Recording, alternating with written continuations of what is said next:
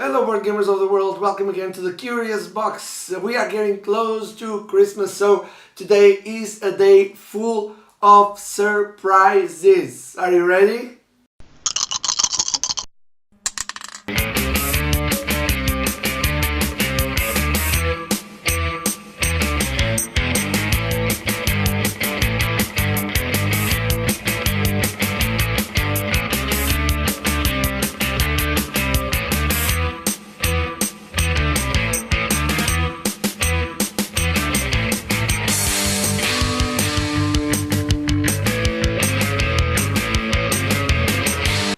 Santa Claus is coming to the Curious Box earlier this season. We have exclusive interviews, listen to this, exclusive interviews every day from today until the end of next week. So, Christmas gifts just for you. Today, right after I stop talking, there is Emerson Matsuuchi, the creator of Century Spice Road, Century Eastern Wonders, and Reef. Tomorrow we'll have Bruno Catala, creator of Seven Wonders Duel, Mr. Jack Pocket, Queen and King Domino, Shadows over Camelot, and so many others. Also, Alan Kirkby from Ichi Monkey will be here. The Portuguese Orlando Sá, creator of the very famous print and play Adamastor, and game publishers Gilles Doré from Maple Games, David Mendes from Pythagoras Games, Pedro Pereira from Eggy Games, and Pedro Oliveira from Cards Lab will be here. So from today until the end of next week, we'll have a whole holiday season full of longer interviews, shorter interviews, great content just here at the Curious Box. So right after, check it out, Emerson Matsuuchi, creator of Century Eastern Wonders, Century Spice Road, and Reef.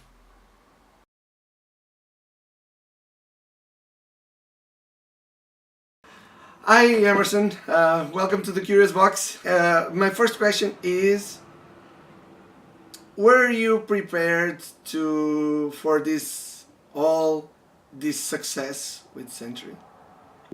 I had to. It's hard to predict whether a game is going to be successful. It's something that we always hope for, but not something that we always count on happening. So we're always looking forward to the next projects. And but once it became successful. Of course, you probably were working in other games, of course. I mean, did it change anything on your plans? In terms of the plans, not really. Since the beginning, we planned the Century games to be a trilogy of games, and each of them would be standalone games, so they would be unique and identifiable by itself, but also we'll be able to combine with the other games. So that plan was there from the beginning. And so with Century Spice Road being successful, it's a blessing. But that never changed our plans because we've always were determined to make a trilogy of games. What about the Golem edition? It came. Where did it come from? Okay, so Century actually has a bit of a story to it. When I was originally going to publish Century, at that time it was known as Caravan. So I was going to publish, actually I should say, the original title for the game was Spice Road. And it was going to be a game that I would publish because at the time that I was a small little publisher. But when I had worked with Plaid Hat with Spectrops, which is one of my previous games, but Plaid Hat was known for their very thematic, very narrative-driven games. So all their games were very, very rich in story. And so Caravan, I thought, would be a game that doesn't quite fit their catalog of games.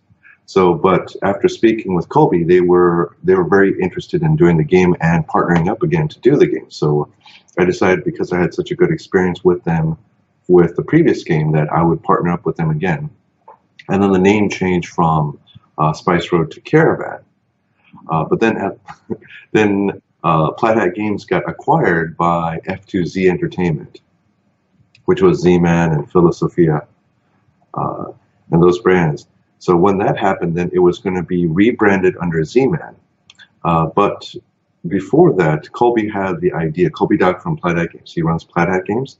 He had the idea of having two different aesthetics, not just the cover art like you see in Pandemic Legacy, where it's the art on the cover is different, but all the contents are the same. But he wanted to create a game where it's not just the cover, but all the aesthetics inside. So basically the look and feel of the game inside, even the components too. So one has wooden cubes, the other one has crystals. And he wanted to have a game where he could let the consumers decide what theme that they wanted. And it became like a cult object. Yes. Yes. So after Z-Man got acquired by Asmodee, then Plan B was born from that merger. So and Plan B was able to take Pretzel Games and Caravan with them. So when it was under the Plan B umbrella, then the name changed once again from Caravan to Century, but it was called Century Spice Road, which was the original name way back in the beginning. Were you happy with that? Yes, I was happy with having the Spice Road because I feel like that really evokes the theme, the original theme of the game. Which, by the way, I'll give you a little a little bit more of a story. Is that originally I wanted a cyberpunk, almost like a Netrunner type of theme to it. Hear me out. It probably doesn't feel like it makes sense, but each of the market cards that allows you to trade the cubes, they were your program cards, and they allow you, as a hacker, they're allowing you higher levels of access. And then the cubes will represent access nodes that you have. And when I play tested with my playtesters, initially it had no theme at all, so it was just strictly the mechanics. But there was a theme I'd like to overlay over it. But they said that for the audience that this game would appeal to, something like a spice trading or something, Mediterranean or historic would immediately speak to the people that like this style of games. They'll look at the cover and say, hey, this might be my style of game.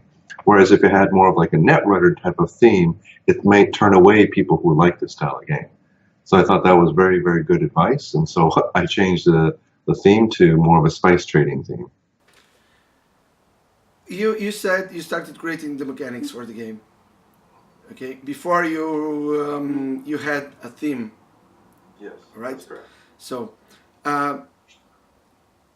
my question here is it goes back. It takes us back, maybe to the beginning of your career, because many designers, they create first the mechanics, then they think about the theme. Some others, they have a theme and they develop the mechanics according to the theme. Yes. Right. My question is, what brought you to designing board games? Were you playing board games before, as a kid? How did it start? Yes, I used to play board games as a kid, and I remember that one of my favorite games at that time, at the time it was called Shogun, but that game also had many different names. I think the current incarnation of the game is called Ikusa. So, but it's basically like a war game. It was a Japanese Shogun themed war game, and I remember really enjoying that. But I played a lot of board games, Risk, Monopoly, and so forth. And it was something that I was enamored with games in general, both board games and video games. And I remember going through middle school, as we were allowed to be creative with our project for our math class, and then I decided to make a board game. So I think deep down it's something that I've always wanted to do since I was a child. But then, for that game, for example, you started with the story or you started with the mechanics? Ooh, that was a good question. Probably with the theme first. I probably started with the theme first, but it was a roll and move game. And right now, you always think about mechanics, your creative process. It's first the mechanics. You have an idea for a mechanic, and then you get the theme, or maybe there is some subject you want to talk about, and then you get some mechanics and put them there. What? How do you work?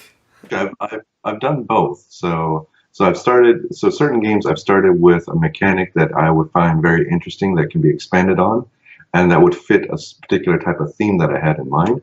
And then other times I will start with a theme, and then I'll try to decide what are the mechanics that bring that theme to life most. How hard? How hard is to when you have a story, when you have a theme? How hard is to find those mechanics that will make you feel the theme? Mm. So it's quite difficult, and as in terms of difficulty, I know that different designers feel that starting with mechanics or starting with theme is more, or one side might be more difficult than the other.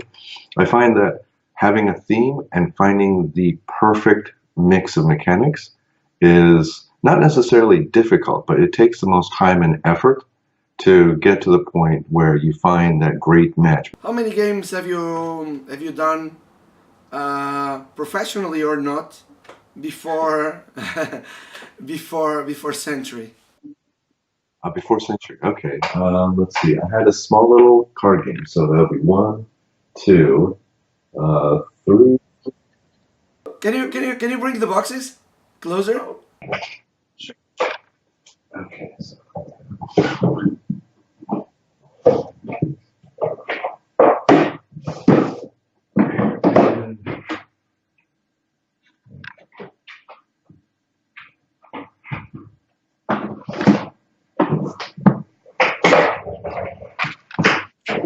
All right. So this is my very first game. Yes. And then my second game was this one. This is the original box, but they just released a new updated version at Essen this year. Yes, actually this year. With the, yeah. So actually I can show you the box for that as well. So this is what the updated version looks like, and it's from Heidelberg, which is a studio affiliated with Asmodee Germany, I believe. So these, and then Spectrops was the one that got picked up by Plaid Hat Games. So those are the ones I had done prior to Century. And what's next? I mean, there is of course Century Eastern Wonders is out. Yes. I haven't still tried it. I will be trying it this weekend. It's one of the main attractions at AugustaCon, which is a convention happening here in Braga that I'm covering. And then there will be the third Century next year. What can you tell us already about the third Century? Oh, the third Century, where it is primarily worker placement. Yeah, so that's sort of like the core of the game, and it's been in development since, I guess, since last year. So once we were finalizing Century Eastern Wonders and getting all the rules, we had to start developing the third one, because any mechanics that are in the second one are going to impact the third one, because they'll be able to combine with the other games. So it made the development of. It will be a whole universe. Yeah. Well, hopefully, I think this will be it, because the amount of time it takes to, like, for instance, Century Eastern Wonders took more than twice as long to develop than Spice Road. But at the beginning, when you started, you told me you were thinking from the beginning of creating a trilogy, right? Actually, that wasn't my idea, though. That was actually Plan B that presented the idea of doing a trilogy. How? I mean, you have a perfect game with, or a very complete game with Century Spice Road. It's very easy to play, very easy to learn. It's replayable. I played it more than 50 times this summer. I can guarantee you that. And it's just the game that I use every time I want to introduce someone to the hobby. So you know that you did something right when you have Sentry. Uh, how what's the level of pressure after creating Spice Road? What's the level of pressure for the second one, and how do you deal with it? Oh, it's definitely a crushing pressure to be able to follow that up with the next set of games. And what we've done was we've actually made it a series of games where it can be the introductory game to introduce people to our hobby because the rules are very simple. And then each of the games have increased the complexity a bit so that now you can use those as sort of like a stepping stone for a new gamer to travel down this path. So you're traveling through history in a way as well. So you're going from the Spice Road or the Silk Road, trading all the way to the New World. And with each game, it's introducing new mechanics. It has more interactions between the players. And in the final game, you can combine all of them together so that you can create a more fulfilling experience, more of a heavier experience with lots of different mechanics. Would you say that the second one, I mean, the first one is a gateway game? Would you say the second one is more for gamers, and the third one even more? Or do you think a new gamer, a new person would easily play the first and the second? I the first one I think is the easiest one to approach. But all three of them we do have.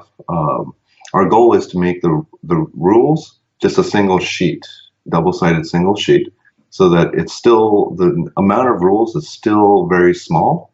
So it's not a lot of rules, but each one gives something different to think about. So with Eastern Wonders, you have to worry about, or you have to think about where the actual locations are. So you have a spatial element to the game now. So it's one additional thing to think about that you didn't need to think about in Spice.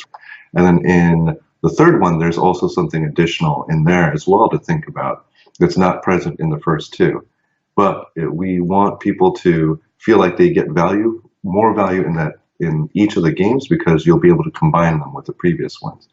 So if you particularly like Spice Road, but someone insists on playing Eastern Wonders, you can combine the two and you get the experience of both games.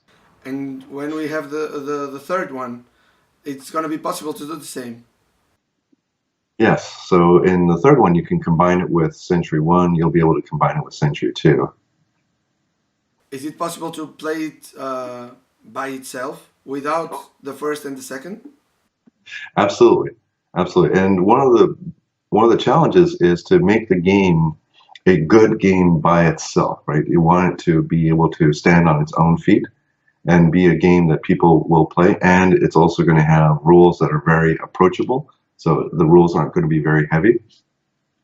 But at the same time, we want when you combine the games to also be a good game. I think that was the most difficult part is how do we make a game that's good, and then also how do we get the experience when you combine the games also something unique and fresh and doesn't feel like you just took two games and put it in a blender and spilled it out. So you wanted to feel like it's cohesive and it was intentional, right? So that took an incredible amount of development. So I think I've spent almost this entire year and parts of last year just working on Century 3. Now I'm going to tell you something that you probably don't know because I never told you before. Well, I'm teaching board games to little kids from 6 to 10 elementary school. And of course, it's the first time. It's an experience we are doing in some Portuguese cities. And at the beginning, when you talked about board games, most students were talking obviously about Monopoly and chess, and some of them were talking about Scrabble. which are all good games or were in their own time.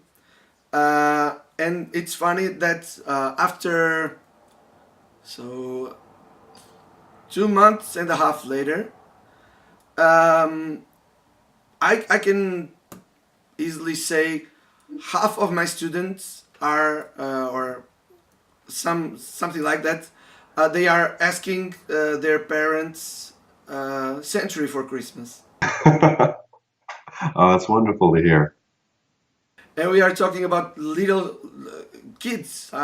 Most of my classes they are 8, 9, or 10, and I knew it was an easy game to teach and to learn, but it was very surprising for me how much they liked the game and how easily they assimilated the mechanics of the game.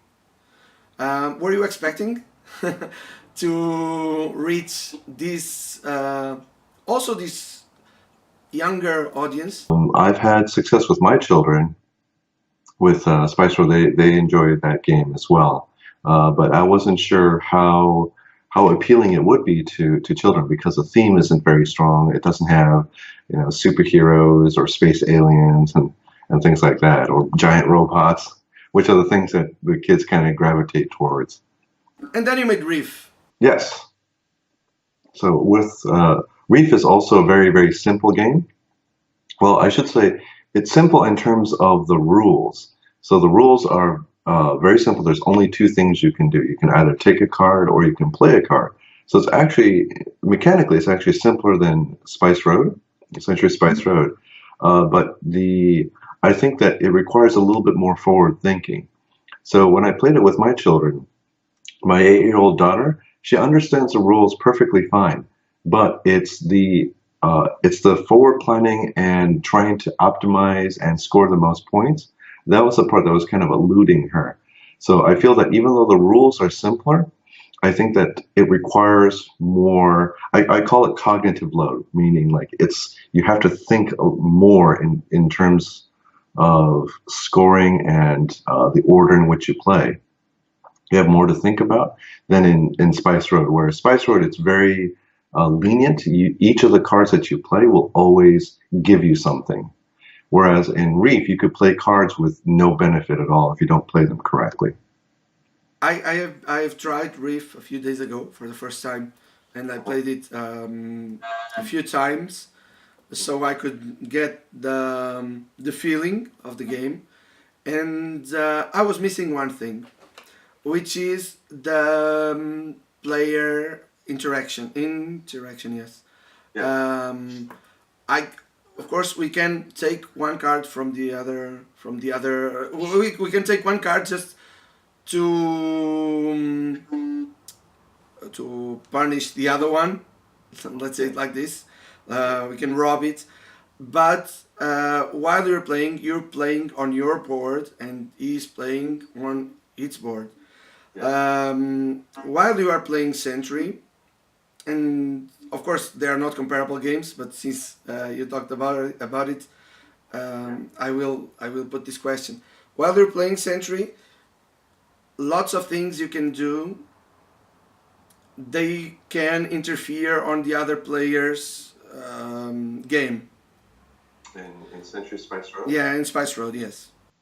Well, there's nothing that will allow you to directly affect another player. Like you cannot alter another player's cubes or their cards. Oh, but you can try the same contract. You can get the card they want from the market. You can put some more cubes in the cards from the market, which will make them reluctant on choosing some card and maybe taking another one, and so on and so on. My question is, how important for you is as a player first, and of course as a game designer, to interact, to have people interacting? How important is it? It is. I think it depends on the type of game. So player interaction is something that I know that some players really look for in games. But with the recent trend of roll and write games, where it really is multiplayer solitaire, and it is that genre of games has exploded. And at first, I was I guess I was always a little bit concerned that I need to always include some level of player interaction in my games, at least at a marginal level. But with roll and writes, it's really shown me that there's a very, very vast market of people who just like to do their own thing and not be interfered by other players because they find the frustration of having another player interfere with their plans could be a negative play experience for them. So in a way, I feel like there needs to be a bit of a balance. You want to give enough control to the players where their plans can't be foiled by, say, a card that steals resources from them or something like that. But at the same time, you want the players to at least, feel like they're interacting with the other players, that there is a social game in front of them. So it is something that as designers we're always thinking about. I actually did an interview this past weekend at PAX Unplugged where we actually did discuss that because it was a very, very interesting topic about how people feel about player interaction, what defines it. So in a lot of respects, it's more like how do you define player interaction? Because I'll give you an example. This was an example that came up that in a game of let's say Lords of Waterdeep, I play a mandatory quest card on somebody, so they're getting less efficient use out of the cube. So I'm probably robbing them of about five. I'm going to guess about 5 points worth. But in Reef, which is a game that people say has no interaction, I've seen a player take a 20-point card and score 4 points for themselves from that card. But it robbed another player of a 20-point card. So it's a much bigger swing. So if you think of it just in terms of point variance, then the drafting of that card has more direct effect on a player than, say, Lords of Waterdeep, where you're actually targeting a player and playing a card on them. So it's how do you define player interaction there, right? And it's funny to think about it because um, the notion of player interaction, as you say, it can be very different from person to person. While I was playing Griff, we realized I was playing a two-player game, and we had two different conceptions of the game and of this notion of interaction between players. And my girlfriend, she didn't feel the player interaction, and after playing sometimes, I felt it. It's not like immediate, but in the end you think, whoa, I did this, just as you said. No, I did this and it made a huge difference on the result of the game. And because for example, I took this card, and while taking it at this moment, it prevented the other player from having 20 points or 30 points or wherever. Okay, so and that brings me to something else, which is, uh, don't you think sometimes there are, while you are learning a game, you're playing a game once, you're playing a game twice, but don't you think it's needed more than once to, or more than twice and more than three times sometimes, to really appreciate a game and its qualities? The I would say that the more depth that the game has, the more you get out of each subsequent play. Some games, the mechanics don't have a lot of decision space to where, like, after all the possible permutations, like you could see all possibilities in the game. But certain games have an incredible amount of depth where you can play it 20, 50 times and you're still discovering something new. taking this subject again, um, what I feel sometimes now is that many reviewers of games, maybe because of lack of time, maybe because they want to be the first reviewing some game, they are not appreciating uh, well enough games because they played maybe once or twice and they publish a review. Right. Don't you feel this is happening? Yeah, I think that reviewers will play it a few times and then put their review together. But I think like for instance myself, I've played a lot of games, and now when I play a game, I can see the level of depth that a game has because of all the possible interesting decisions that can come. So there's definitely some things that I can see within the first few plays of a game, and I can always, if I have that sensation that I want to come back to it because I want to explore more, is a sign of a game that is fit for me. So But sometimes it might happen that the first time, because of, I don't know, because the game is too different, or because the group is not right for this kind of game, or for for 300 different kinds of reasons, maybe you don't appreciate the game, a game while you're playing it the first and second time, and maybe you give up on it, and maybe it's a good game, and maybe you would like to, and maybe you would love it if you were playing it more often, more times. I think that's very true. I think that the group, the experience is very important. Well, at least for players, right? If you're just a consumer, you're a player, you're a game enthusiast, then the experience is very, very important.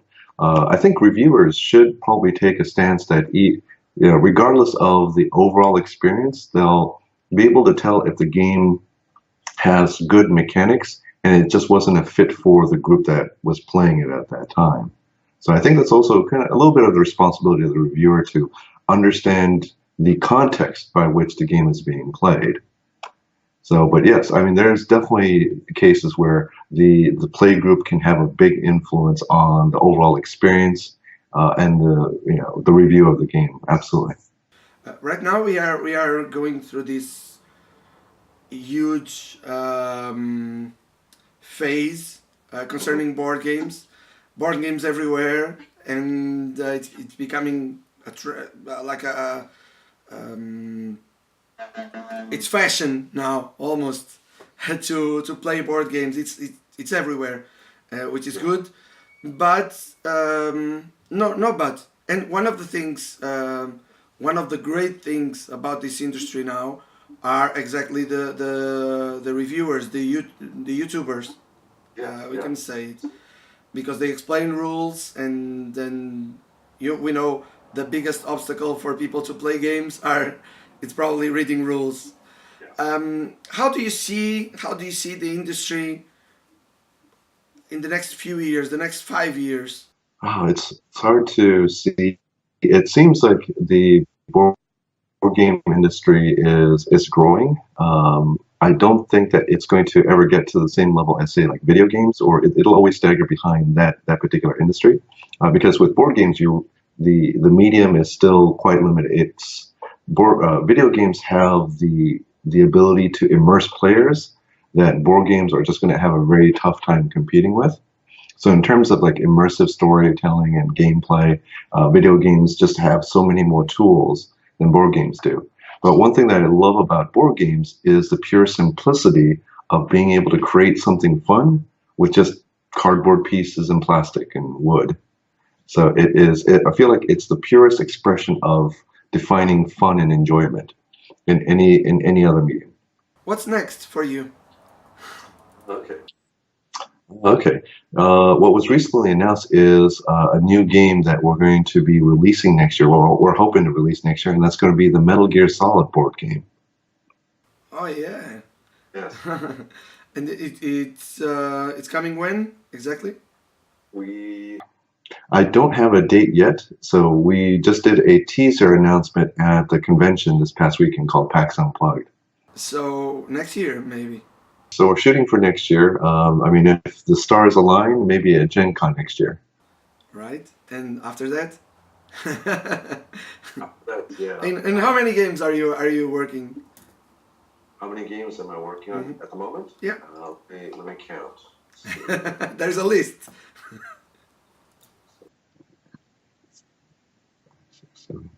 There are 8 projects on the table at the moment.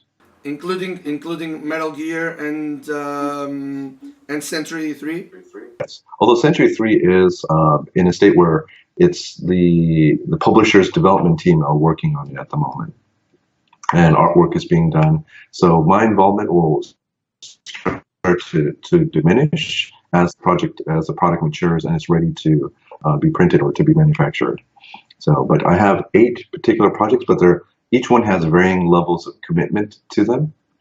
So, but those I always have to keep everything in a list just so that I can keep myself sane. Just work on a handful of things at a time. So you don't get lost. Exactly. When are you coming to visit us in Portugal? Oh, that's a good question. When would you like me to come out? my my wife would love to travel. She's always asking me to go travel around Europe. So. All right. I hope to see you soon, sooner or later. I wish you lots of luck with your next projects. Thank you for Century, for Reef, for all those games you have been creating. I hope you will be there many years, creating more and more games. And thank you for your time, for being here at the Curious Box. It's a great pleasure having you here. Oh, the honor's all mine. Thank you. And Christmas started perfectly this year with this great interview from EMERSON Matsuuchi, who came here to the box to share his thoughts. If you liked the video, just thumbs up. Don't forget, subscribe to the channel if you want to check all the videos, if you want to have access to all this exclusive content. It's right here, the red button. Don't forget to subscribe, and don't forget, this week and next week it's Christmas time at the Curious Box and at many tables next to you.